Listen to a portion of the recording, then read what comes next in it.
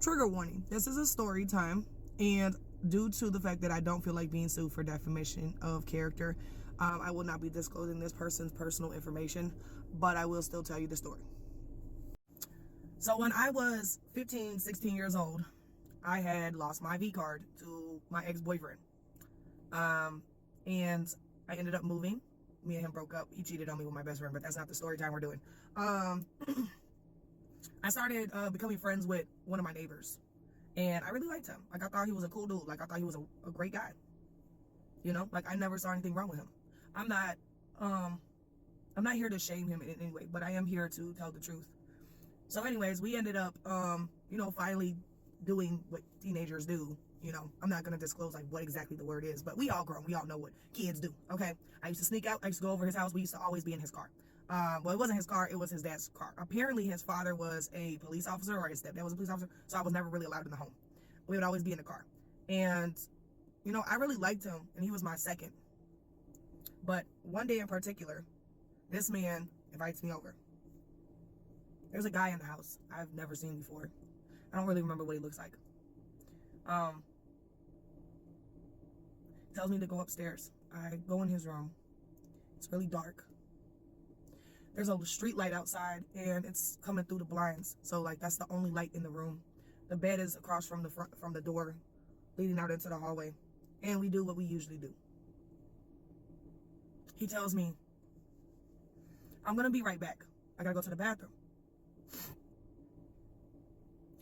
A couple minutes later, a dark figure walks into the room. I'm thinking it's the guy, you know, that I came there to see. You know, next thing I know, he's going underwater. Let's just put it like that, okay? And I'm like, wait, what are you doing? And I call him by the guy's name, because, you know what I'm saying? Like, I'm thinking that's him, and I'm like, I've never seen him do that before. And he was like, oh, this isn't so-and-so. And I'm like, who the fuck is this? My heart sank, not knowing who was doing this to me, and I could not see their face. My body froze in time. Like, it froze. I couldn't move. I felt like I couldn't breathe. I was in complete shock. And he told me his name was Truck. I don't know a Truck. I don't know who the fuck Truck is. And he continued.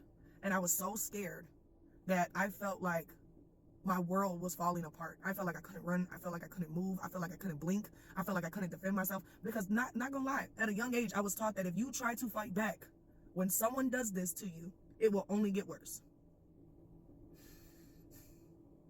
So I did what I was trained to do nothing. I went home and I cried, you know, like, I felt violated. I felt like I didn't have a voice. I felt like I didn't have a choice. Let's fast forward up until about a week ago, talking to a guy on Facebook, you know, and we're just, you know, everything's going good. Like, a couple days go by, we're talking and we're, you know, talking about family and stuff. And he sends me a photo of his siblings. And in the photo is both of the men from that night. Come to find out, they're his blood brothers. And I told him that I knew one of them, but I recognized the other one, but I wasn't sure. So I didn't bring it up until he told me who he was, you know? And he was asking me like, well, how do you know my brother, Because at first he didn't want to tell me it was his brother. I was like, is that so-and-so? He was like, yeah. How do you know him? And I'm like, oh yeah, we went to school. I didn't want to tell him like the whole story, but I felt like, you know, in order to move forward, I felt like I was obligated to, because, you know what I'm saying? Like, I needed to let it out. I didn't really tell anybody for the last like 17 years. I just kept the secret until now. And believe it or not, he actually believed me. He ended up apologizing, and he sent me a voice message. And this is what the voice message said. Brought the picture of your face, sent it to him. He said he didn't know you, but that's how I knew.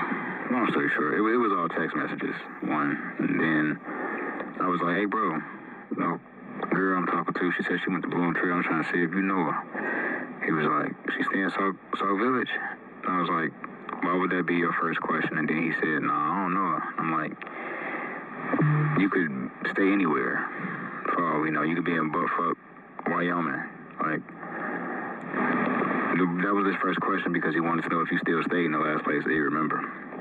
And then he said, "Oh, yeah, she younger than me. How would you know that? I didn't give you any information." Like, so I'm like, that's how I figured out that, like, okay, yeah, he know her, and he trying to play it off because he doesn't know what I know, and he's like, damn, what if she told him? But he's like, no, yeah. And the whole text me, he never texts me that many times back to back. Like, it triggered him, and he didn't know how to respond because he's like, fuck. What do we know? What don't he know? Wait, let me calm down. Like it was evident.